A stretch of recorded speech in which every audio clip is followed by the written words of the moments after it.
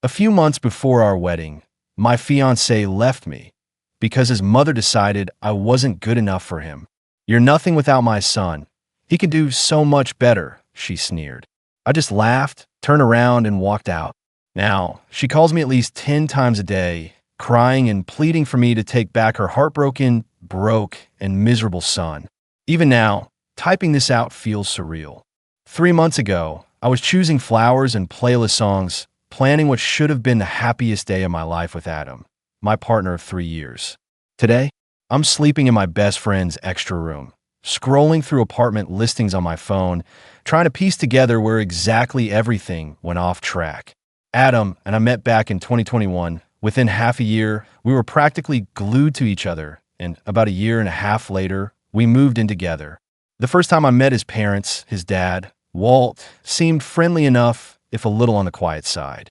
His mom, Claire, though that was another story, she spent the entire dinner picking apart my background, asking about my family in this overly sweet tone that felt anything but genuine. That forced smile she wore never once touched her eyes. I remember casually telling them that my dad worked in construction and my mom was a school aide. Claire's smile faltered, just for a second, but it was enough for me to notice before she masked it again. Later, Adam shrugged it off, telling me not to take it personally. "She's just a little old-fashioned," he said. "She comes from a family that cares about certain connections, but I don't." And I believed him, because love has a way of making you believe things, even when you probably shouldn't. When Adam proposed last year, during a cozy weekend getaway at a little B&B upstate, I was over the moon. We decided to keep the wedding modest, somewhere in the middle, not too big, not too simple. We were trying to save up for a house, so it made sense. But the moment we shared the news of our engagement, the problems began.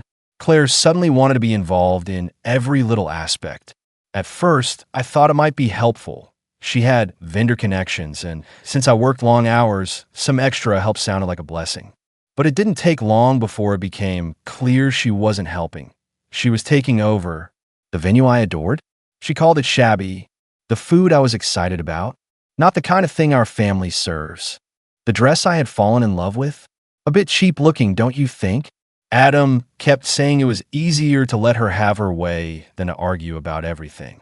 And I, foolishly, tried to be the bigger person and agreed to compromise on a few things, just to keep the peace. But every single concession felt like a tiny piece of the celebration being taken away. Eventually, planning the wedding started to feel like a full-time job I hated instead of something joyful. The turning point came one night, just a few months before the big day. Claire had invited 2 of her friends, Rita and Angela, over for dinner. Halfway through the meal, I realized I wasn't just there to eat. I was being presented for inspection, like a product up for review. They kept giving each other these knowing little looks whenever I said anything. At one point, Rita asked, "Where did you summer as a child?" I actually laughed, thinking she was kidding. When I explained that our family vacations usually meant camping at the state park or driving to visit my grandma in Ohio, the table went quiet. Dead quiet. Later, as I was helping clean up, Claire pulled me aside in the kitchen. At first, it seemed like idle chit-chat, until she brought up Adam's ex, Rachel. Apparently, Rachel's family had a beach house in the Hamptons and all kinds of connections. Then Claire started going on about how Adam was always meant for bigger things, and how she hoped I wouldn't be the thing holding him back. It felt like I'd just been slapped. I asked her what exactly she meant by that, and that's when she dropped the act. With this cool, matter-of-fact tone, she said that while I seemed nice enough, I wasn't from the right kind of family. She said my background didn't prepare me for the kind of life Adam was destined to have, that I'd embarrass him in high-end social circles, that I didn't know how to entertain or make the right connections.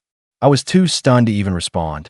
When I finally found the words and told her she was being unbelievably rude, she just let out this smug little laugh. Then she said something that stuck with me, something about how the fact that I was getting defensive just proved her point. That Adam needed someone who could match his future, not someone who'd weigh him down. I walked right out of that kitchen and told Adam we were leaving. In the car, I was trembling while I repeated every cruel thing she'd said. I expected him to be furious, to take my side and defend me. But instead, he went quiet. He said, "She didn't mean it like that." He even asked if maybe I had misunderstood her tone. That was the first big fight we'd ever had. I couldn't wrap my head around the fact that he was defending her. Eventually, he admitted that Claire had been saying things like that for months, planting seeds of doubt in his mind. The worst part? He was actually listening. From that point, things unraveled fast. He grew distant, stayed at work late, and when he was home, he started bringing up random concerns that had never been an issue before, like whether our different upbringings would clash if we had kids, or whether I'd be comfortable mingling at his company events. It all came to a head when Claire invited us over again, saying she wanted to apologize. Adam begged me to go, and like a fool, I believed him, but there was no apology. Instead, I spent the evening being quietly insulted, Claire commenting on my outfit, my manners, the way I spoke. At one point, Adam stepped outside to take a phone call. Claire leaned in across the table and, with this cold, calculated tone, told me I was nothing without her son, that he could do so much better, that I should walk away before I dragged him down with my mediocrity. I started to cry. She actually rolled her eyes. Then she said that my emotional reaction only proved her point. I wasn't composed enough for the life Adam deserved. When Adam came back inside, I was already grabbing my things, ready to leave. He looked confused and asked what had happened. Claire, without missing a beat, put on this fake concerned expression and told him I had overreacted to some harmless wedding advice. I was completely done. Sitting in the car, I laid it all out for Adam. I told him he had to choose. Either we cut contact with his mother until she could treat me with basic respect, or the wedding was off. I really thought that would be the moment he finally stood up for me. But he didn't. Instead, he said maybe his mom had a point. Maybe we really were rushing into things. Maybe we were just too different to make it work. This was the same man who once told me status didn't matter to him. The same man who promised none of that elitist crap meant anything. Now he was echoing his mother's exact words, like some programmed robot. I took off my engagement ring and set it gently on the dashboard. Told him to drop me at Angela's place, not our apartment. He didn't even try to stop me. The next day, while Adam was at work, I went back to our place, packed most of my stuff, left my key on the counter, and scribbled a quick note saying I'd figure out time to get the rest later. I blocked Claire's number immediately. Didn't need to hear another word from her. I didn't block Adam, though. Some foolish part of me still held out hope he'd come to his senses. A few days later, he finally texted. Something vague about being confused and needing time to think. I told him there was nothing to think about. Either he wanted to build a life with me based on love and respect, or he didn't. His response? That maybe we should take a break until after his big work project was over. That we could reassess. That was all I needed to hear. 3 years together. And the best he could offer was a pause button. He didn't even have the guts to break things off properly.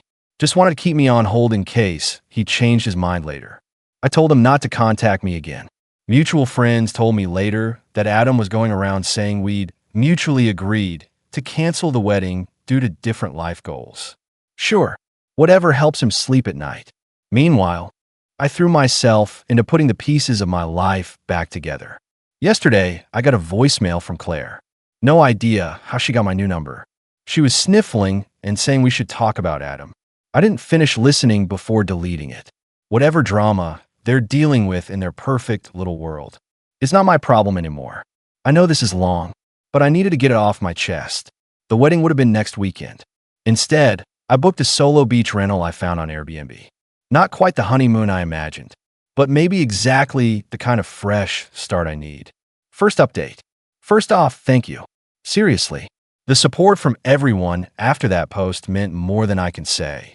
The first month after the breakup was honestly a blur. I ended up staying on Angela's pull-out couch way longer than planned. She never complained. She's a literal saint.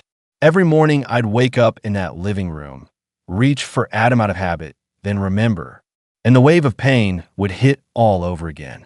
I couldn't eat, dropped 10 pounds without even trying. Angela started leaving protein bars on the coffee table because I kept forgetting meals. I'd spend hours scrolling through apartment listings, never calling anyone. Like moving forward made everything too real. Angela never pushed. But after about 3 weeks, She gently nudged me into checking out this place that had just opened up in her friend's building. It was nothing fancy, just a small one-bedroom, tiny kitchen where you can barely turn around. But it was affordable, 15 minutes from work, and it felt like mine. I signed the lease the same day. Moving in was another beast. Most of my furniture was still at Adam's because I couldn't handle organizing movers in that state. Angela and her boyfriend helped me hit up IKEA. We grabbed the essentials: a bed, a little couch, a dining table that doubles as my desk. For weeks the place felt hollow, like I was just existing inside of it, not really living. Work ended up saving me. I started going in early, staying late, volunteering for anything extra just so I wouldn't have to sit in that empty apartment. My team lead noticed, started giving me more responsibilities, coordinating with other departments, helping train the new hire. It felt good, being needed, being appreciated. About 2 months post-breakup, I ran into Luke, Adam's brother, at the grocery store. My first instinct was to duck behind the cereal display, but he saw me. To my surprise, he actually walked over. He looked uncomfortable but sincere, said he was sorry, told me he'd argued with their mom about how she treated me. It was awkward, but also validating in a way I didn't expect. To hear someone from Adam's family say I didn't deserve what happened. That's when I found out things weren't going great for Adam. I thanked Luke for the apology, but didn't stay long. I wasn't about to get pulled back into that mess. A week later, my old college roommate invited me to a party. I almost bailed, but Angela practically shoved me out the door. Said I needed to remember how to be a person again. She wasn't wrong. That night, I met Ryan. He was the cousin of my roommate's friend, visiting from out of town. We ended up in the same little group conversation, talking about nothing and everything. At the end of the night, he asked for my number, and to my own surprise, I gave it to him. Our first date was just coffee on a Sunday afternoon. No pressure, no expectations. He was easy to talk to, and for the first time in months, I went a few hours without thinking about Adam. Ryan's nothing like him. He works in a totally different field, lives in an apartment about the same size as mine, and, best of all, has a totally normal family that doesn't care about summer homes or high society nonsense. When I told him the brief version of my breakup story, he just listened, didn't try to fix anything, didn't throw out empty advice.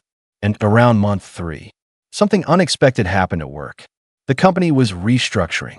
A new team was forming, and they needed someone to take the lead. All the late nights, all the extra effort. Apparently, someone noticed. My manager encouraged me to apply, warned me it would mean longer hours and more stress. At first, I hesitated. My confidence was still shaky. I figured I had nothing to lose, so I went for it. The interview process was brutal. 3 rounds with department heads, a presentation I stayed up until 2 in the morning perfecting, and a final meeting with upper management. I honestly didn't think I had a shot. There were other candidates with way more experience, and I still felt like I was faking it half the time. But 2 weeks later, my manager called me into her office and offered me the job. The promotion came with a solid raise, not life-changing money, but enough to stop panicking about rent every month. I could finally start rebuilding the emergency fund I drained during the post-breakup chaos. I was still processing the news when I ran into Rita, Claire's gossip-hungry friend. At the mall, I was shopping for some professional clothes for the new role when she spotted me walking out of the store. Suddenly, she was all smiles, acting like we were old friends, like she hadn't once looked at me like I was a stray dog Claire had brought home. We made some awkward small talk before she dropped what felt like a well-rehearsed bomb. Apparently, Adam had lost his job, the same big project he'd used as an excuse to take a break from our relationship had collapsed. Something about missed deadlines and sloppy management. She was watching my face the whole time, clearly hoping for some dramatic reaction. I stayed neutral, just nodded while she went on. According to her, Adam had been let go and had been floundering ever since then. With a little too much glee, she added that Rachel, the ex Claire used to gush about, had briefly gotten back together with Adam after our breakup, but fizzled in a matter of weeks. Rita gave me a knowing look and said maybe I'd dodged a bullet, then winked like we were girlfriends and on a juicy secret. Later that week, I had another strange run-in. Ryan and I were having dinner at this trendy new spot downtown when I spotted Claire across the room. She was with Walt and another couple I didn't recognize. Our eyes met for a second, and I looked away fast, my heart suddenly pounding. I expected her to ignore me, or maybe give me one of her signature death stares, but no. She actually walked over to our table. Walt looked like he wanted to sink into the floor, while Claire greeted me like we were catching up after yoga retreat. She complimented how I looked, asked about my new job, still no idea how she knew, and even said she liked my outfit. Ryan looked polite, but clearly confused as I introduced them. Her smile tightened just a bit when she realized I was on a date, but she kept the fake friendly thing going strong. Before leaving, she told me everyone missed me and that she hoped we could catch up properly sometime soon. I gave her a vague response and watched her float back to her table like nothing had ever happened. When I explained who she was, Ryan took it well, just nodded and said she seemed intense, understatement of the year. The weirdness didn't stop there. About a week later, Angela forwarded me a Facebook message she'd gotten from Adam. He'd reached out asking how I was, wondering if I was seeing anyone. She didn't respond. Knew I wouldn't want her feeding him updates about my life, and I appreciated that more than I can say, but I was still thrown by it. Why now? Through mutual friends, I started hearing more. After losing his job, Adam had moved back in with his parents while looking for work. So much for the picture-perfect life Claire had mapped out for him. Apparently, she wasn't handling the reality check very well. I try not to dwell on it. Things with Ryan were going well, comfortably, naturally. We weren't rushing into anything. There was no pressure, just something real. After 2 months, he started spending more time at my place. He helped me mount shelves for my books one weekend, and the next, we hung up artwork I'd been meaning to put up since I moved in. The apartment was starting to feel less temporary, more like a real home. My new role at work was challenging but fulfilling. There were days I came home completely drained, questioning if I was cut out for it. But for the first time in a long while, I felt proud of myself. My team respected me, and little by little, I started believing I deserved the opportunity too. Then, last Friday, things took another sharp left turn. I was just leaving work when I saw a notification pop up on my phone. A voicemail from an unknown number. I almost deleted it without listening. Probably just another spam call about my car's extended warranty. But something made me hit play. It was Claire. Her voice was shaky, maybe even tearful. She said she'd been trying to reach me, that she needed to talk about Adam, that he wasn't doing well, that she'd made a terrible mistake and would do anything to fix things between us. This was the same woman who told me, to my face, that I was nothing without her son. Now she was basically begging for help. I didn't call her back. Instead, I went to Ryan's place like we planned, but that voicemail kept replaying in my mind the entire evening. Ryan picked up on it quickly and asked what was going on. I told him, half expecting him to launch into advice or opinions. But he didn't. He just asked me what I wanted, what would give me peace. This morning, I woke up to 3 more missed calls from Claire and a text from an unknown number that I'm pretty sure is Adam's new phone. I haven't opened it yet, and now I'm sitting here wondering, do I even engage? The woman I heard on the phone that day didn't sound anything like the cold, judgmental version of Claire I remembered. Her voice was shaky, almost desperate. She started with small talk, asking how I'd been and commenting on how well I looked when she saw me at the restaurant, which honestly just made my skin crawl. Then she dove straight into what might have been the most uncomfortable apology I've ever received. She admitted she'd treated me terribly, that she'd made unfair assumptions based on surface-level things, and that she regretted pushing me away. I just sat there, completely silent. As she kept going, she said Adam had been a mess since we broke up, that losing his job had sent him into a downward spiral. Drinking too much, making bad financial decisions, completely lost. When I finally managed to ask her why she was telling me all this, her answer made my stomach turn.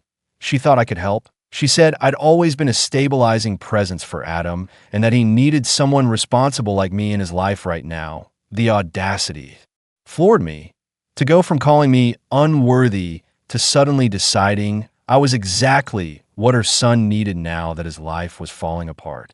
I stayed calm and told her I was sorry Adam was struggling, but we had been done for months. I mentioned that I was seeing someone else, hoping she'd back off. Instead, she dismissed it, saying rebound relationships never last, and reminded me that Adam and I had real history. Then she asked if we could meet for coffee to talk more about the situation. against my better judgment. And despite the look of concern Ryan gave me when I told him, I agreed. I told myself it might bring closure. Maybe, deep down, I just wanted to see how far things had really fallen if she was crawling back to the girl she once saw as beneath her perfect sun. The following weekend, I met Claire at a local coffee shop. She was already there when I arrived and looked noticeably different from the polished, superior woman I remembered. Her usually flawless hair was pulled into a messy ponytail, her makeup minimal, and she looked worn down. She'd already ordered my favorite drink, which was both oddly thoughtful and unsettling. It meant Adam had told her those little details about me. The next hour was surreal. Claire laid out Adam's downfall like a tragedy she'd been rehearsing after losing his job. He tried to keep up appearances while job hunting and quickly burned through his savings. He'd sunk money into some friend's failed startup, maxed out 2 credit cards, and was now back in his childhood bedroom, sleeping half the day and barely looking for work. I kept waiting for the part where she asked me to take him back. But instead, she went for something more subtle and, honestly, more manipulative. She said things like he was at his best with you, and you were always so good at motivating him, and he listens to you in ways he never listens to me. When I reminded her that she'd once said I wasn't good enough for Adam, she actually teared up and claimed she'd been protecting him from the wrong things, that she should have valued my steadiness over Rachel's social status. I almost laughed suddenly. I wasn't boring. I was stable. I wasn't lacking ambition. I was responsible. I left the coffee shop feeling hollow. I'd expected to feel some satisfaction seeing Claire humbled, but mostly I felt a mix of pity and quiet anger. I told her I'd think about reaching out to Adam, but didn't commit to anything. That should have been the end of it. It wasn't. The next day, Claire called to follow up. Then she called again, saying Adam had asked about me. Then again, asking if I could put in a word for him about a job opening at my company. Every single day, a new call. I stopped answering. The voicemails became more frantic. She said Adam's father was threatening to cut him off financially. She mentioned how their family friend were asking uncomfortable questions. She even brought up my parents, saying she wanted to make things right with them too. Then Adam's brother, Luke, texted me one evening. He apologized for Claire's behavior and explained that Adam's downward spiral had been worse than most people knew, apparently. The drinking had started right after we split up and played a big part in why he lost his job. Luke said Claire blamed herself for driving me away. Saw that as the start of Adam's collapse. But he made it clear Adam was responsible for his own choices. He told me not to let guilt pull me into something I didn't want. I really appreciated that someone in their family finally acknowledged I wasn't responsible for cleaning up this mess. Meanwhile, things with Ryan were only getting stronger. He'd been unbelievably supportive through all of this, never trying to steer me one way or the other. We'd even started talking about possibly moving in together once his lease was up in a few months. The contrast between his quiet, steady presence and the chaos of Adam's family wasn't lost on me. Then, about 2 weeks after that coffee shop meeting, Claire crossed a line. I was walking to my car after work when I saw her waiting for me in the parking lot. My stomach dropped. She rushed over with this wild, frantic energy, clutching a folder that turned out to be Adam's resume, asking if I could pass it along at my company. I was furious. I told her she had no business showing up at my job and that this was absolutely not okay. Her face just crumpled right there in the parking lot. She started crying, saying she didn't know what else to do, that Adam wouldn't listen to her, that she was desperate. A few of my coworkers saw the whole scene, which made it even worse. I ended up leading her to a bench away from the main entrance and calmly told her again. I couldn't help her, I couldn't help Adam, and this had to stop. Our relationship was over. She needed to let me go. She left eventually, but the fallout stuck around. That week, coworkers kept giving me curious glances. Angela, who also works with me, fielded a bunch of questions from people wondering who the crying woman was. It was humiliating. And then, finally, Adam himself reached out. He sent me a long message, apologizing for his mother, for how everything ended, for listening to her instead of standing up for what we had. He said he missed me every single day and had been too ashamed to reach out sooner. But reading it, I didn't feel much. No pangs of emotion, no closure-sparking moment, just tiredness, a kind of dull finality. I showed the message to Ryan. He read it quietly. Didn't say much. I haven't responded to Adam yet, and honestly, I'm not sure I ever will. I needed time to think, to really sit with how I felt and decide if I even wanted to say anything at all. But Claire didn't give me that space. She called again the next morning, asking if I'd read Adam's message and what my thoughts were. I told her as directly as I could that it wasn't her place to involve herself in our communication. That should have been obvious. Instead of backing off, she got defensive, said she was only trying to help. That was the moment something in me snapped. In a voice that came out so calm, it surprised even me. I told her that this would be our last conversation, that I was blocking her number the moment we hung up. I warned her that if she ever showed up at my workplace again, I'd report it as harassment. I told her Adam was a grown man, and if he wanted to fix his life, he needed to do that on his own, not through his mother. And before I hung up, I added one last thing. Maybe if she'd raised her son to value people for their character instead of their status, he wouldn't be in this mess to begin with. That evening, I finally responded to Adam's message. I told him I forgave him, not because he asked for it, but because holding on to all that bitterness wasn't helping either of us. But I was clear there was no future for us. I had moved on, and he needed to do the same. I gently suggested he seek real help for the drinking, for the gambling, for the mess he was in, and I told him he had to stop letting his mother speak and act for him. I wished him well and ended the message by asking him not to contact me again. After I hit send, I blocked both of them. It felt final, like shutting a door that had been cracked open way too long.